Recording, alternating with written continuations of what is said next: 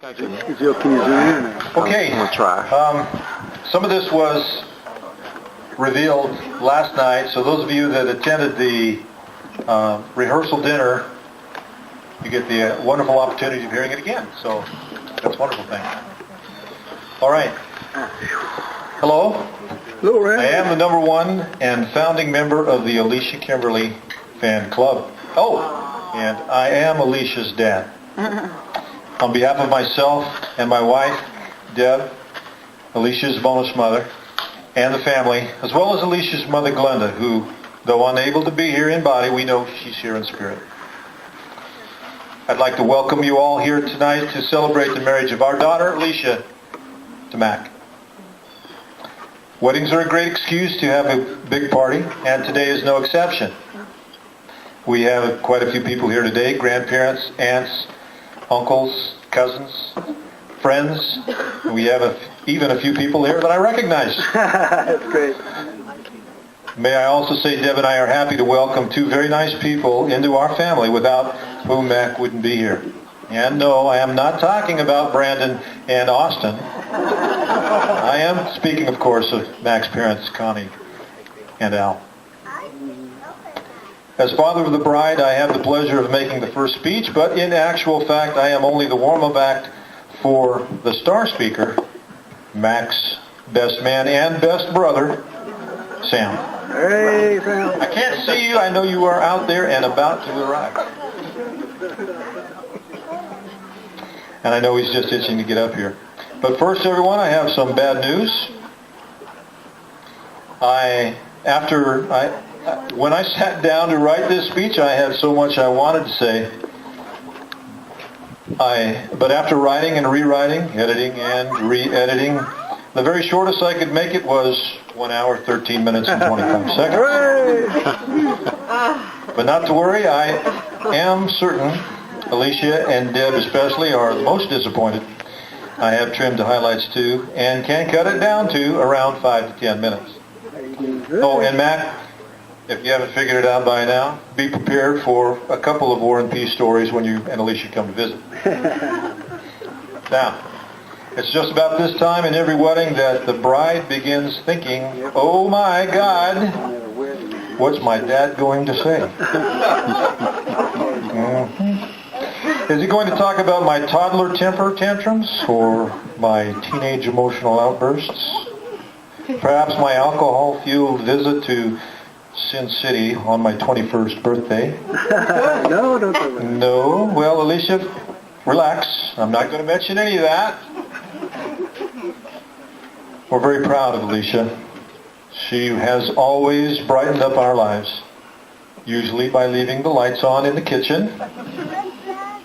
Seriously, being Alicia's dad, I have many fond memories of her as a child. I used to sing in a barbershop chorus and quartet many years ago, back when Alicia was a baby and before her brother, Matthew, had arrived to join her in her mischief.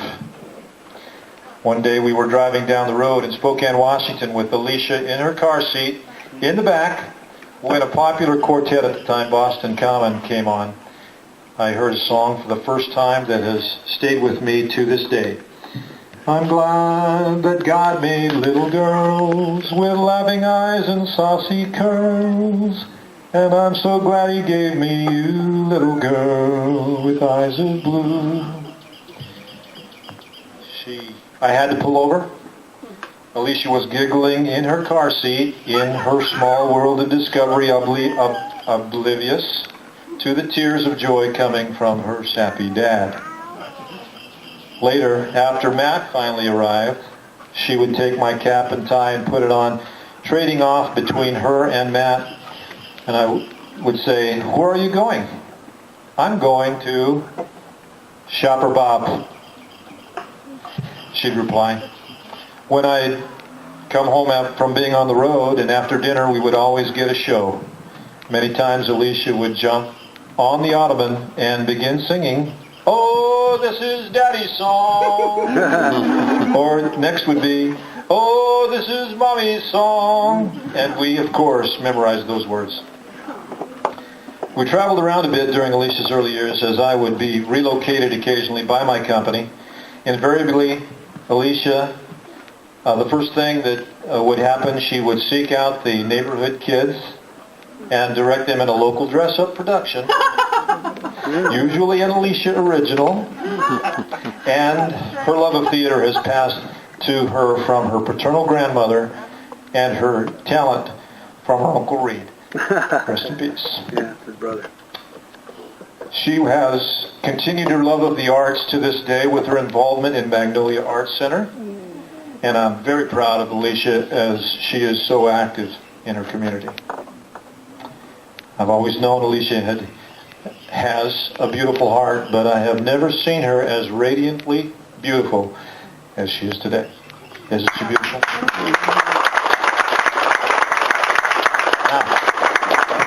Mac,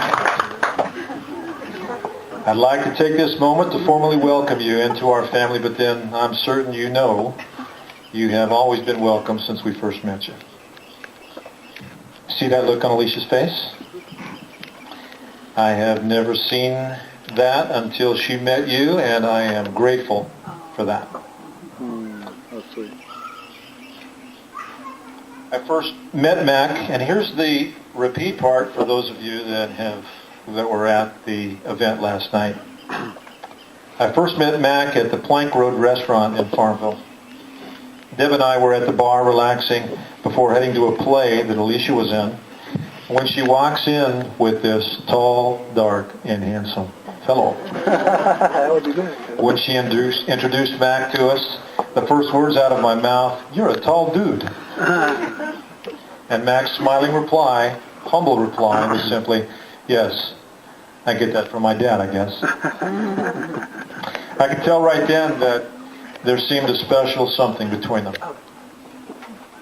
A few months later, I received a call from Mac. It went to my voicemail with the simple message, "Mr. Stewart, I have something to speak to you about. Are you available?" And the message came in on a Saturday afternoon. I picked it up on Sunday morning. I called Mac back. "Why, sure. I'm available. Come on by." Hello? What could he want? Yes, I had my suspicions, of course, but could not be certain. So, as a conscientious father, after I hung up with Matt, I texted Alicia. "Mac just called me and wants to see me. Are you coming as well?" And the reply I got was a picture of her left hand and a ring. I waited in anticipation. Mac drove the 1 hour plus to Raleigh from Greenville to let me know he had just asked for Alicia's hand and hoped I would approve. Are you kidding me? Of course I approve. And then I said I had two questions. One, do you love her? Yes. And two, are you prepared to support a family? No. He said he was planning only on supporting my daughter and that Deb and I would have to fend for ourselves. I made that last part up. We had a very nice conversation that day. We reminded Mac.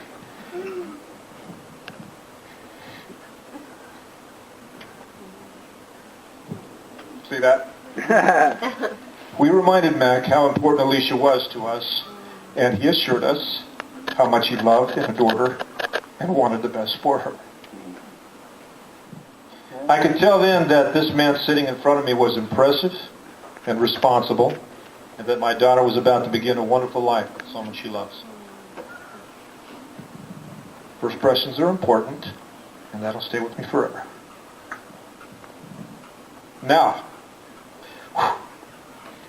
Alicia and Mac, apparently it's customary for the father of the bride to offer some advice. Uh-oh, here he comes.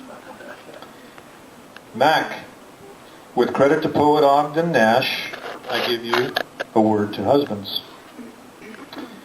To keep your marriage brimming with love in the loving cup, whenever you're wrong, admit it. And whenever you're right, shut up. Alicia, whenever possible, please say whatever it is you have to say during commercials. Now I want to close with a little poem, very little.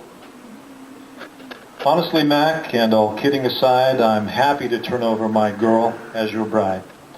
It's easy to see all the love in your eyes, your attention to her, and all it implies. I see that you consistently do the right thing. I see the reactions in her that you bring. And in all of the times since the two of you met, not one word of sorrow or sad or regret. Now I'm going to end with a few words that I chose and suggestions for life that I gently propose. Live every day with your love as a guide. Always be more than your groom or your bride. Find in each other the funniest things and share with each other when your heart sings. And no truer words have ever been penned than the crux of your love is just being friends. From this day on, you are never alone. Wherever you are, it's your spouse, that's your home. And when time has passed, and the two of you aged, and your lives are about to turn the last page, you will see not the wrinkles, nor the old, nor the gray.